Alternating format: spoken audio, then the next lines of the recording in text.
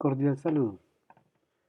En la cátedra libre propuesta del Departamento de Antropología y Sociología de la Universidad de Caldas, hace un año nos ocupamos de la movilización ciudadana cuando ésta se desarrollaba mm, en las calles y en diferentes escenarios de Colombia.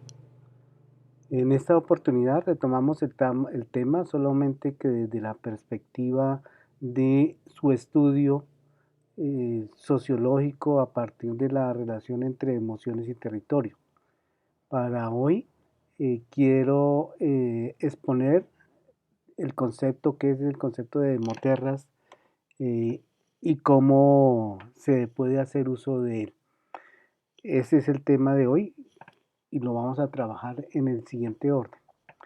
Partir de una definición, luego vamos a mirar lo que es el modelo y finalmente los aspectos metodológicos.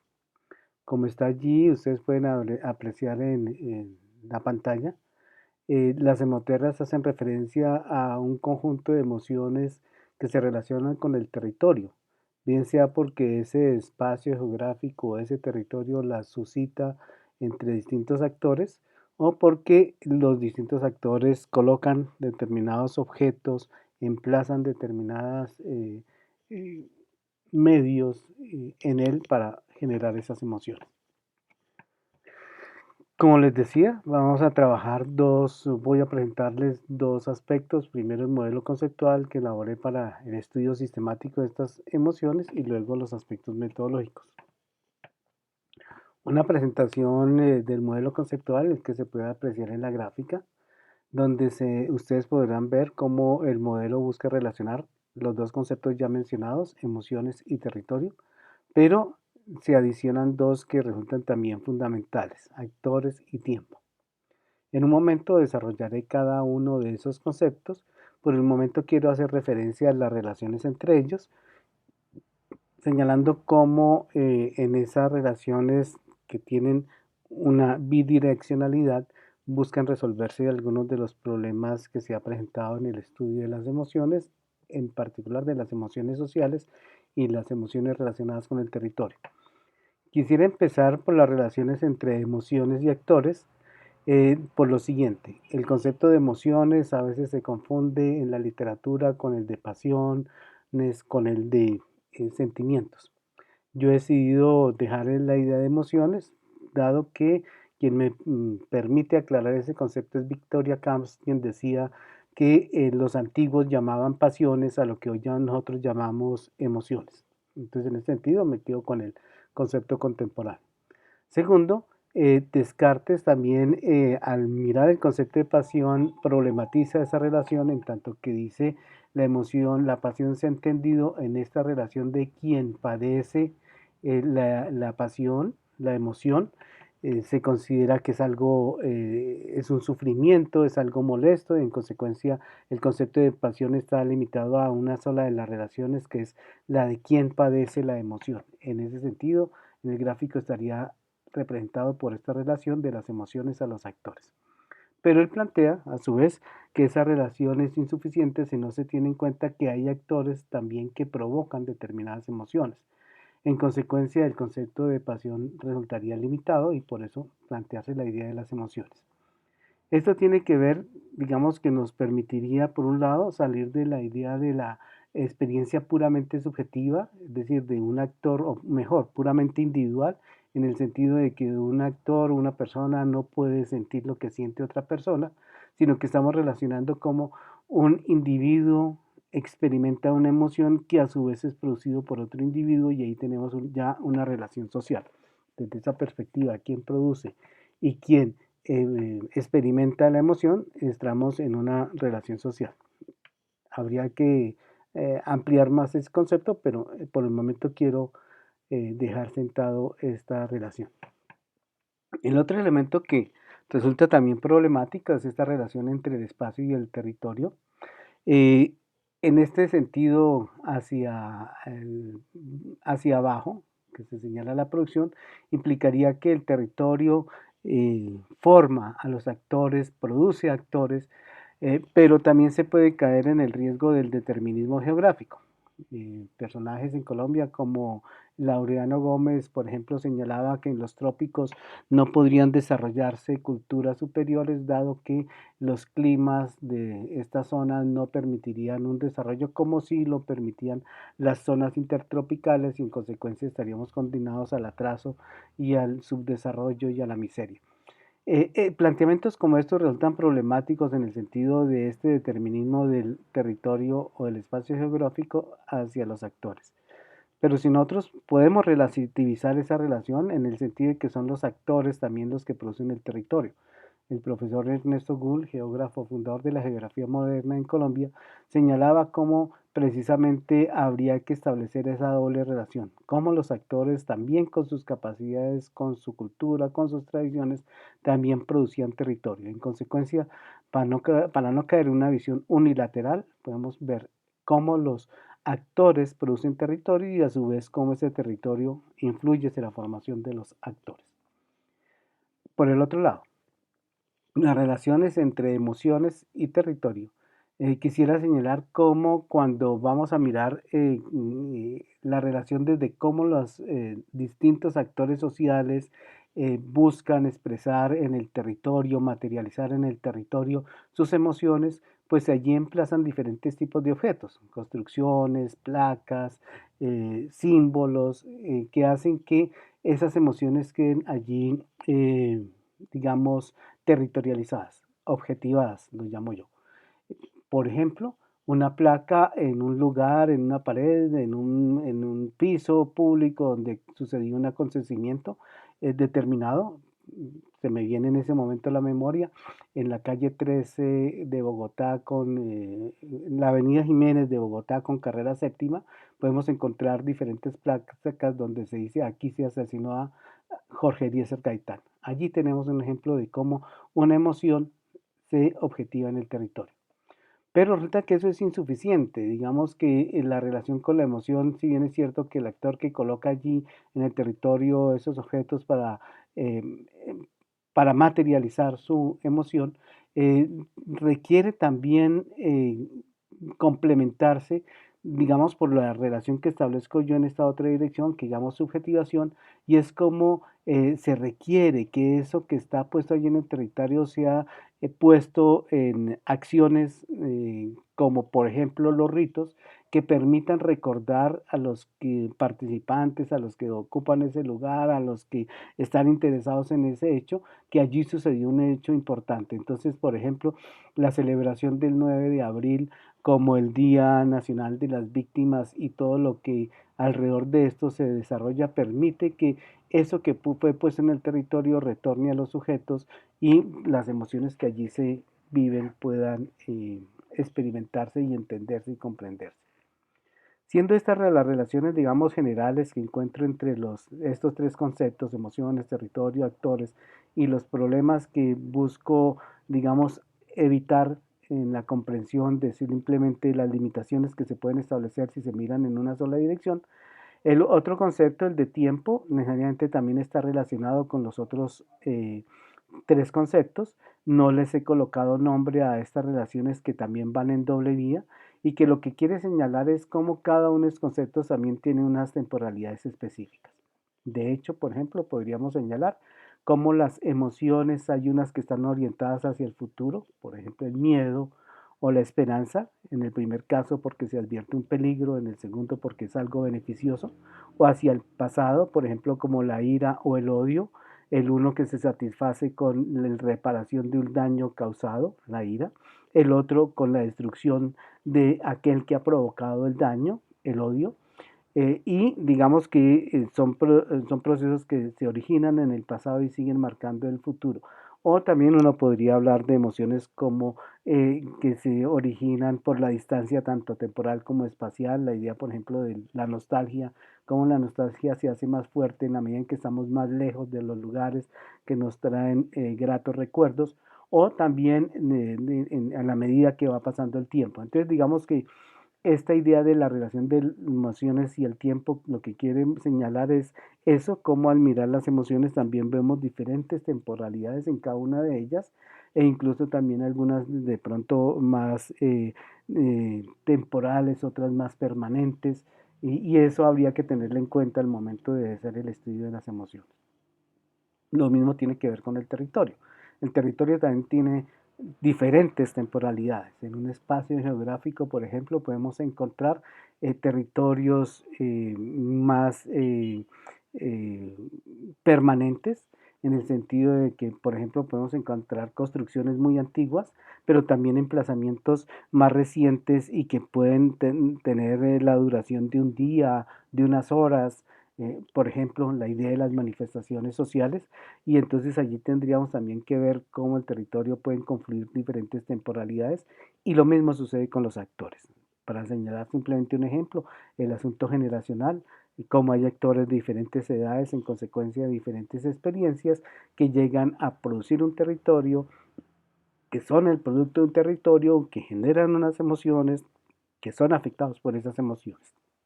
En consecuencia, lo que quiero señalar de esta primera presentación del modelo es cómo, por un lado, insistir en las relaciones de doble vía entre cada uno de los conceptos, entre emociones y territorio, entre territorio y actores, entre actores y emociones, cómo la temporalidad está presente y es distinta en cada uno de los conceptos. Hay emociones con diferentes temporalidades, territorios lo mismo y actores lo mismo, y en consecuencia el estudio de las emoterras tiene que tener en cuenta todo ese conjunto de variaciones y de posibles acciones.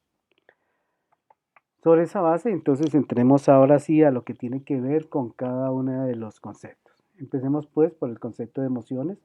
Aquí he colocado una serie de características de esos conceptos. Estoy, digamos, movido un poco por la idea de Martha Nussbaum, quien señalaba la dificultad de conceptualizar las emociones, dado que son fenómenos diversos, que de común puede tener el miedo, el odio, la ira, la indignación. Cada uno de ellos tiene características distintas. Aquí, por ejemplo, he colocado las dos fotos, la foto de abajo y la foto en medio, como expresiones del odio, la foto superior como expresiones del miedo, y uno podría ver qué tienen de común. Ante esa situación y esa problemática de conceptualizar las emociones, Martha Nussbaum decide presentar algunos elementos característicos de ellas y que nos permiten también entender el concepto. Habría que hablar que las emociones tienen su raíz griega, que quiere traducir como impulso o movimiento, aquello que nos impulsa, aquellos que nos mueve a actuar, lo que nos mueve a hacer o también a dejar de hacer, pero algo que nos mueve a actuar. En conclusión, ¿qué nos mueve a actuar? Un objeto, ¿sí? Habría que hablar que las emociones siempre tienen un objeto. Tenemos aquí las personas de abajo están expresando su odio con respecto a la posibilidad de un acuerdo de paz en los términos en que ellos consideran que no son adecuados, y en consecuencia están planteando su odio al acuerdo de paz. En la del medio están planteando la idea del odio a una ideología. En la de arriba se está planteando cómo se produce miedo ante la justicia, y no solamente la justicia, digamos, como el trámite de las acciones judiciales, sino también como la sede misma de donde se realiza la máxima instancia de justicia. En Colombia han sido incendiados 3 palacios de justicia a lo largo de su historia, y digamos que hay una marca en estos espacios donde se sabe que ejercer justicia en este país implica un riesgo enorme, un peligro. Entonces, toda emoción tiene un objeto, y entonces tendríamos que hablar de cuál es el objeto de esa emoción. Eh, También podemos reconocer que, si bien es cierto que cada individuo puede experimentar las emociones de manera particular, cada uno es dueño de sus miedos, por ejemplo, está la expresión que dice por allí. Sin embargo, uno puede entender cómo al conocer las razones, lo que produce ese miedo, puede entender que efectivamente es una expresión que tiene una razón de ser. Entonces, digamos que no es algo extraño, no es algo estrambótico, sino que se puede determinar efectivamente cuáles son las causas y por qué esa persona, ese grupo reacciona de esa misma manera determinada. Digamos que la razonabilidad estaría en relación con este otro elemento del pensamiento evaluativo, lo cual quiere decir que no hay para Nussbaum, lo mismo que también para Victoria Camps, no hay una separación tajante entre lo que tiene que ver entre emoción y razón. Algunos han considerado, por ejemplo, que las emociones son totalmente contrarias a la razón.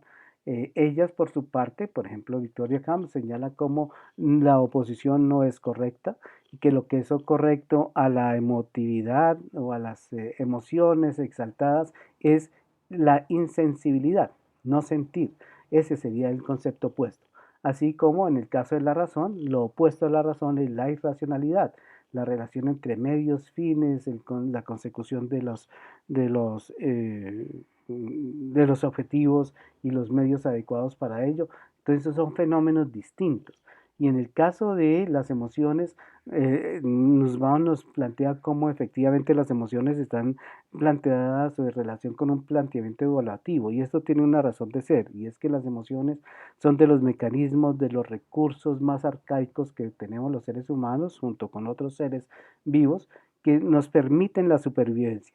Entonces, la emoción tiene la relación, tiene el carácter de poder permitirnos asumir una determinada acción muy rápidamente, efectivamente, pero todo ello en garantía de nuestra supervivencia. Seguramente que quienes experimentan alguna de estas situaciones que están reflejadas aquí encuentran que hay un peligro y en consecuencia actúan con respecto a ello.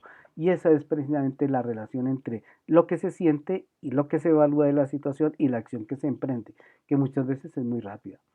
Y entonces por eso a veces se considera como irracional. Un elemento que también puede caracterizar el hecho mismo de lo irracional es que las emociones están íntimamente ligadas con las creencias. Entonces, para alguien que considere que la acción social humana se orienta por razones, una acción que se oriente por creencias pues resulta irracional. Pero de nuevo habría que entender que no se trata de esto, se trata de entender cómo los diferentes grupos humanos eh, tienen una serie de creencias que guían sus acciones, que permiten vivir, y no solamente son creencias religiosas, son creencias sobre peligros, son creencias sobre determinados grupos humanos que están fundadas en algunas razones que por más que no se nos presenten de primera vista podemos encontrar y por eso se relaciona con este otro elemento de lo evaluable. ¿Sí?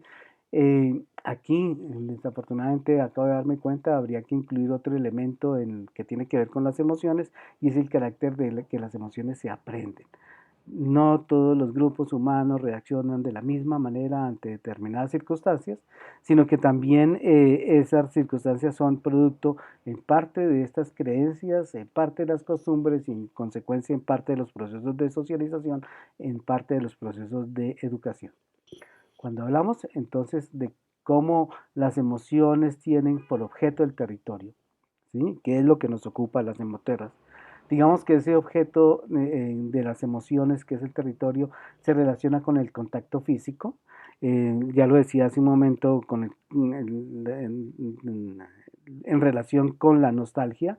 En la medida en que nosotros nos alejamos de ese objeto, de ese territorio en el cual tenemos gratos recuerdos, por ejemplo, se nos genera nostalgia, podría decir uno también que en la medida que se aleja de territorios en los cuales no tiene muy grato recuerdo, siente también gran satisfacción. Entonces, esa relación con el contacto físico es importante.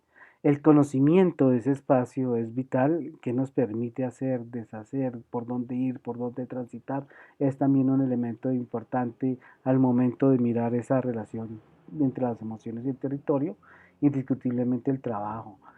Aquellos en particular que trabajan con el territorio, con el espacio geográfico, los campesinos, personas que tienen que desplazarse de un lugar a otro, pues indiscutiblemente que su trabajo genera un vínculo con ese territorio.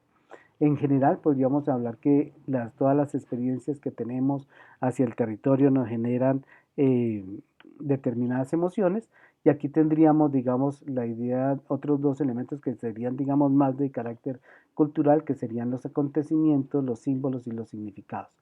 En este sentido, por ejemplo, hablar en las protestas, en la movilización social de hace un año, por ejemplo, hablar de Puerto Resistencia o del portal de la Resistencia, el primero en Cali, el segundo en Bogotá, implican lugares que están marcados por una acción social muy, muy importante, significativa, simbólica para sus participantes, y allí han quedado, como ustedes se dieron cuenta en el caso de Puerto Resistencia en Cali, símbolos, significados, construcciones, monumentos que permiten recordar ese hecho. Entonces, esto con respecto a lo que tiene que ver con las emociones, el concepto y su objeto, el territorio, elementos todos que nos permiten estudiarla de manera sistemática. Voy a dejar aquí en un momento esta diapositiva para que nos sintetiza, digamos, este concepto de emociones. Los dejo para que ustedes lo puedan apreciar.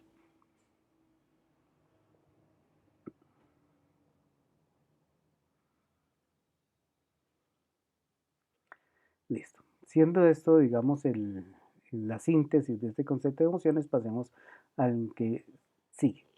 El concepto de territorio, digamos que también tendría estas características que están planteadas aquí.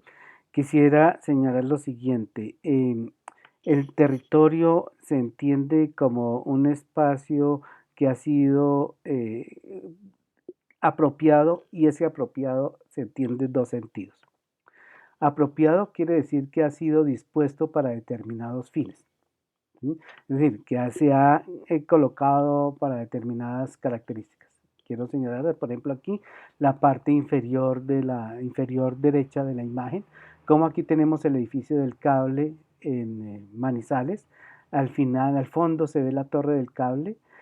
Aquí la torre ya no está hecha para su función, no está apropiada en el sentido de que no está en el lugar que está cumpliendo su función, sino que fue trasladada, desmontada, luego que se desmontó ese servicio del cable que conectaba Manizales con Mariquita, y está aquí convertida en símbolo.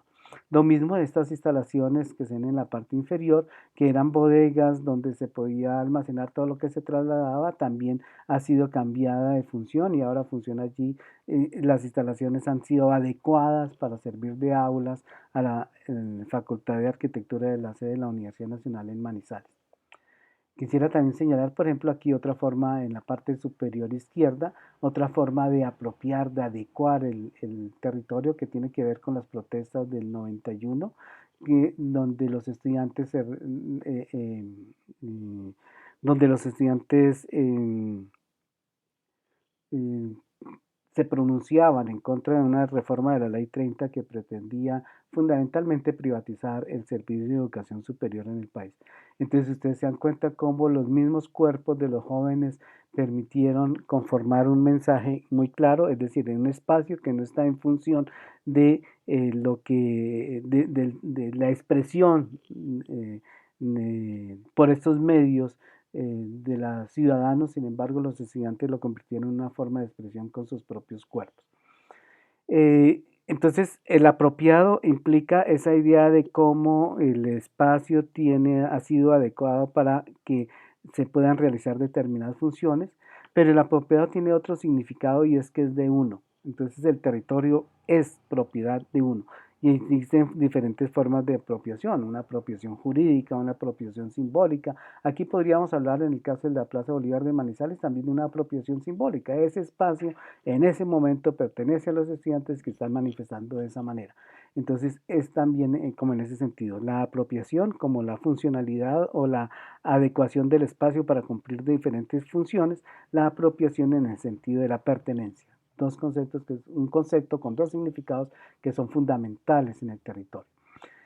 Con esto del espacio social, lo que quiero señalar es que el territorio no es simplemente el espacio físico o geográfico, sino que es la forma de apropiación social de ese espacio. Son las dos cosas, es esa intersección. La profesora Beatriz Nate señala cómo en el territorio es un concepto socio, histórico, es decir, lo que está diciendo es un espacio geográfico apropiado, eh, en los dos sentidos que hemos hablado, por la sociedad en un tiempo determinado con una temporalidad determinada. Entonces, ese es como el elemento que tendríamos que tener, por eso también hablar de un espacio social.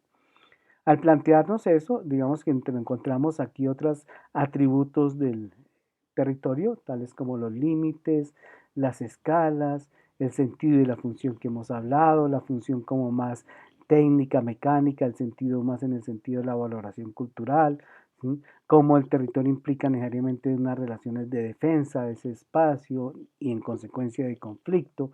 Y para eso el profesor Carlos Vladimir Zambrano habla de territorios plurales, ¿no? Son espacios en los cuales confluyen diferentes actores con diferentes sentidos, con diferentes funciones y en consecuencia las posibilidades del conflicto. Aquí en la parte inferior derecha, pues una forma de representación del territorio, que sería el mapa. No hay que confundir el territorio con el mapa, sino la forma de la representación que quería destacar allí. Dejo entonces aquí en pantalla la síntesis del concepto de territorio para que ustedes lo puedan apreciar.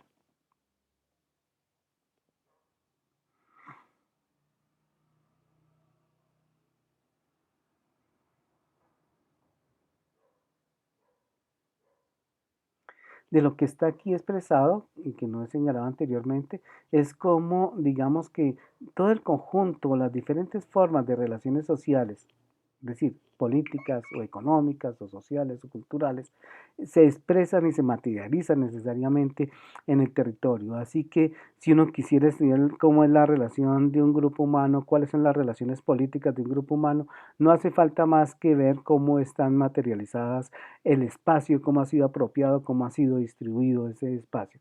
Las relaciones económicas, lo mismo. ¿Sí?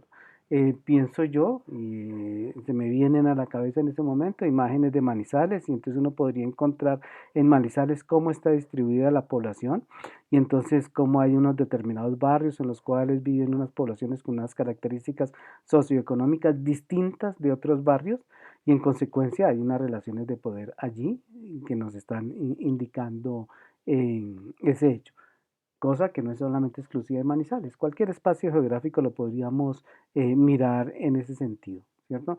Y por eso, digamos, la virtud del modelo de pensar en diferentes escalas. Podría pensar, por ejemplo, las relaciones de poder en una casa y entonces quiénes habitan determinados espacios, quiénes no los pueden habitar, cómo pueden circular o no pueden circular por esos espacios. Todos esos elementos nos estarían dando cuenta de unas relaciones políticas, de unas relaciones económicas, también de lo valioso, como hay lugares que resultan ser valiosos para un grupo humano y otros no tanto. Todo eso sería la objetivación de las relaciones sociales y en consecuencia una forma, a mi juicio, muy fecunda de estudiar la sociedad es mirar el espacio geográfico que habitan y cómo ha sido transformado por esos diferentes grupos y cómo se ha ido modificando a través de la historia. Sigamos con el siguiente concepto, el concepto de actores. Aquí tengo señalado algunos tipos de actores que eran los que me interesaban en el momento en que elaboré este modelo que habla de lo nacional, el ciudadano, las comunidades, las organizaciones, los partidos políticos. Sin embargo, aquí lo que quiero destacar hoy es que el concepto de actor social también podemos encontrar diferentes acepciones. Por ejemplo, algunos consideran que el actor social, de hecho, por ejemplo, Hobbes dice el actor lo toma del teatro y entonces dice el actor es el que representa un papel y lo distingue del autor, que el autor es el que escribe ese papel. Todo esto para señalar cómo en política lo que tenemos son actores que son aquellos que representan los que plantean los autores. En este sentido, quiero destacar cómo en la parte superior derecha de la diapositiva encontramos una expresión de los ciudadanos, esto es cuando se firmó el acuerdo de paz en 2016 en la Plaza de Bolívar, es la expresión de los partidarios pensando que efectivamente podíamos tener un país distinto y estos son los ciudadanos, son los autores del guión, son los que deciden. En ese momento estoy hablando, grabando esta cátedra a unos días de las elecciones de mayo de 2022 en Colombia y en consecuencia también es allí donde se expresa el carácter de los autores. Son los ciudadanos los autores. En la parte superior izquierda tenemos los logos de los partidos políticos. Los partidos políticos son tan solo los representantes quienes quieren asumir la representación de esos autores. Y en ese sentido, por eso la expresión de Hobbes, los que legitiman el poder, la soberanía está en el pueblo y los partidos políticos pueden canalizar o no canalizar esa soberanía y son los ciudadanos los que le dan el poder y en consecuencia pueden llegar a el Estado y a poder hacer lo que aparece aquí en la parte inferior derecha, de generar unas políticas y unas acciones que permitan o vivir del agro o vivir del milagro. Una foto que fue tomada también durante el paro agrario del año 2014, tal vez, por esos años, y que estaban expresando esa situación de inconformidad de los ciudadanos con respecto a los gobernantes, de los autores del poder público a los representantes de ese poder que ha sido delegado. En consecuencia, esa es una forma de entender los actores. Habría otra forma de entender los actores como simplemente sistemas también, sistemas autorregulados, en los cuales los actores no tienen ninguna capacidad de responsabilidad y de acción. Por mi parte, yo adopto el concepto de actor apoyándome en Habermas, quien plantea como actor social a aquellos sujetos capaces de lenguaje y acción. Esas dos características para señalar cómo la acción social se realiza por medio de la comunicación, eh, y cuando encontramos deformaciones de esa comunicación, encontramos relaciones de poder que impiden una auténtica relación humana entre los sujetos, y hablar de la acción como la capacidad del actuar responsable, sean cuales fueren las circunstancias de los seres humanos, por más dramáticas que sean, siempre los actores, los individuos, los grupos humanos, los partidos, las organizaciones sociales tienen una capacidad de agencia y siempre tendrían esa posibilidad. En consecuencia, en caso dado, nosotros podemos escoger diferentes actores que precisamente están señalando eso, cómo establecen unos referentes, por ejemplo, en el caso de la nacionalidad de carácter cultural, y se juegan por esos referentes o se disputan con otros cuál es el carácter de, por ejemplo, el ser colombiano, o no serlo, y es también siempre un aspecto conflictivo.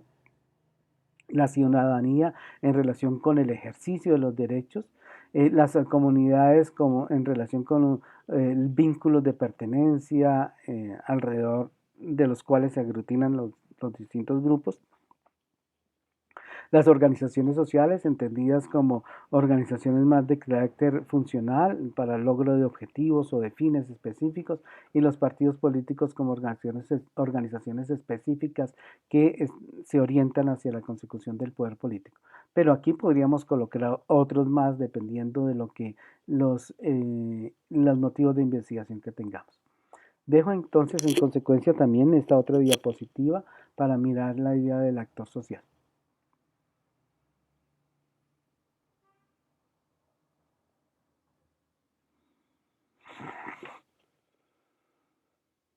Listo. Eh, Señalar simplemente, existir en esta última expresión, el último párrafo, cómo los actores producen territorios y a la vez experimentan emociones, ¿cierto? Y en esa relación también de que son producto territorial y producto emocional. Veamos finalmente el último concepto, el concepto de tiempo. Con el concepto de tiempo también tenemos estos atributos. Hay diferentes comprensiones del tiempo. Las comunidades étnicas, por ejemplo, tienen una comprensión más circular del tiempo. Hay una comprensión, digamos, más funcional del tiempo en el sentido de del cronómetro, de una linealidad del tiempo. Es una comprensión distinta. O podemos tener lo que antes señalábamos también, diferentes duración o intensidad, frecuencia del tiempo, los ritmos, y en consecuencia también todos esos elementos van jugando en esa relación entre emociones y territorio, ¿sí? Lo que tendríamos que tener en cuenta es que muchas veces la apropiación territorial, por ejemplo, tiene el afán de unos grupos determinados por tomar posesión de esos espacios, y otros la manera de resistir es impedir o prolongar el tiempo de permanencia en esos lugares. En la parte inferior derecha tengo una foto que el profesor Zambrano me hizo caer en cuenta de cómo en un territorio confluyen diferentes temporalidades. Estas fotos que ustedes ven sobre el piso de la Plaza de Bolívar de Bogotá son llamadas la Galería de la Memoria, Es un mecanismo, un recurso que han tenido los familiares de los detenidos desaparecidos en este país, de llevar y de plantearse cómo las personas que están aquí no han desaparecido del todo porque siguen presentes en la memoria de sus familiares, que siguen reivindicando el hecho de poder encontrarlos y hallarlos, así sea sus cadáveres, y de hecho uno de los componentes del Acuerdo de Paz del 2016 tiene que ver con una unidad de búsqueda de desaparecidos. En este caso viene otro elemento que tiene que ver aquí con el tiempo y es la memoria. La memoria a veces se piensa que solamente tiene que ver con el pasado y efectivamente tiene que ver con el pasado. Estas personas aquí que están, cuyas fotos están aquí, fueron desaparecidos en un momento determinado. Si se dan cuenta por el color, por el estado de las fotos, unas antes, otras después, pero todos ellos además siguen presentes, es decir, no es un hecho que sucedió y que ya pasó, sino que siguen presentes, sus familiares siguen reclamando por el hecho de que quieren saber dónde están. Y además de eso, aquí siguen reclamando una acción que esperan que se cumpla en el futuro y es que aparezcan. Entonces, la memoria tiene que ver con esta confluencia del pasado, el presente y el futuro. La acción no termina, la acción sigue y los familiares siguen reclamando por sus personas desaparecidas hasta encontrarlos. Y seguramente que una vez los encuentren, encontrarán la forma también de seguirlos manteniendo en el recuerdo y seguir guiando sus acciones. Pero a lo que iba de la temporalidad también tiene que ver con el hecho de que esta es una exposición transitoria. Esto dura unas horas y después los familiares se lo llevan. Aquí quedará el piso de esta plaza, un piso que data de 1850, a los 150 años de la independencia se modificó la Plaza de Bolívar y que nos está hablando de una celebración en un momento determinado, una disposición que no tenía en otro momento, pero que seguramente que si entramos a mirar, eso tiene unas características. En el fondo, ustedes pueden encontrar la catedral de Bogotá. Esa catedral fue empezada a construir antecitos de la independencia y terminada unos años después.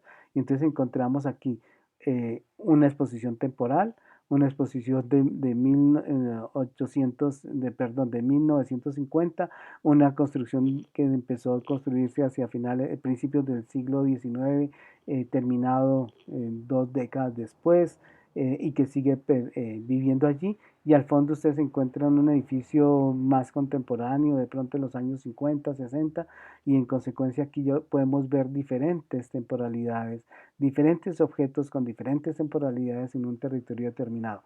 Seguramente que la ocupación, por ejemplo, en una manifestación también tendrá otra temporalidad y estos lugares van convirtiéndose en lugares simbólicos, en lugares donde se expresan hechos importantes. En consecuencia, también podemos ver esas distintas temporalidades. Así entonces, dejo aquí en en la pantalla las diferentes características del tiempo en una expresión resumida.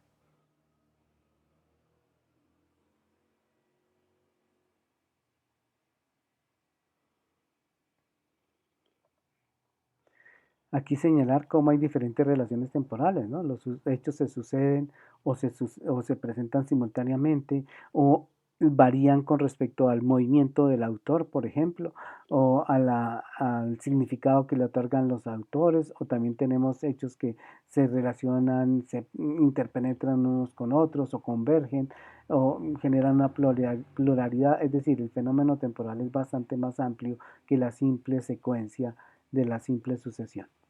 Con respecto a los aspectos metodológicos, quisiera destacar solamente unos pocos para no hacernos extensos. Lo primero es retomando, digamos, el modelo ya en su conjunto, donde tenemos los 4 conceptos que me había visto inicialmente, los atributos de cada uno de ellos y cómo podemos hacer uso de este modelo.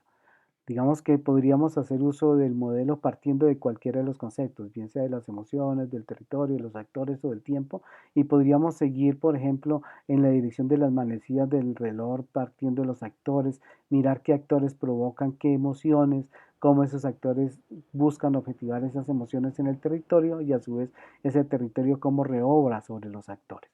O podríamos partir en sentido contrario a las manecillas del reloj y entonces mirar cómo los actores producen un territorio, qué acciones realizan sobre ese territorio para, por medio de ritos, de relatos, de música, para provocar determinadas emociones y en consecuencia cómo afectan y provocan a otros determinados actores. Y mirando cada uno de ellos de una manera temporal. Entonces, quisiera señalar como primer elemento y primera virtud del modelo es que su concepción como está aquí definida nos permitiría partir de cualquiera de los conceptos del tiempo, por ejemplo, el tiempo del territorio, quisiéramos mirarlo, fijar unas duraciones, unos límites, unos momentos clave determinados y empezar a partir de allí a relacionarlo con todos los demás. Es el primer elemento. Segundo elemento tendría que ver como esta consideración también de carácter epistemológico. No olvidar que el territorio es una obra de la actividad social humana, ¿cierto? Y en consecuencia siempre habría que establecer no solamente el espacio geográfico, sino cómo esa relación del espacio geográfico con el sujeto que ha producido. Es decir, el territorio siempre será un concepto relacional que nos impele, que nos interpele a mirar ese espacio en relación con los sujetos que lo ha producido, con los sujetos que hacen uso de él, con los sujetos que se lo han apropiado. En consecuencia, siempre tendríamos que mirar esa relación entre estos dos elementos.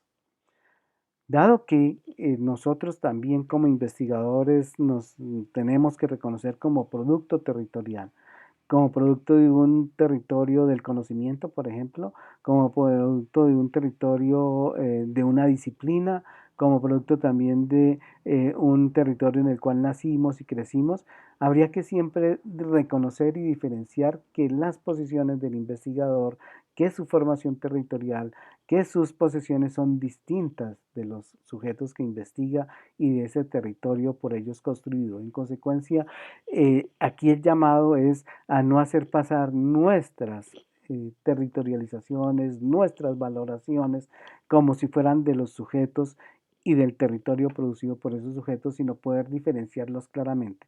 Una cosa es lo que significa para mí, otra cosa es lo que significa para el grupo humano, y lo importante en cualquier caso es poder establecer qué es lo que significa para ese grupo humano ese territorio y poder, si es el caso, también contrastarlo con el mío.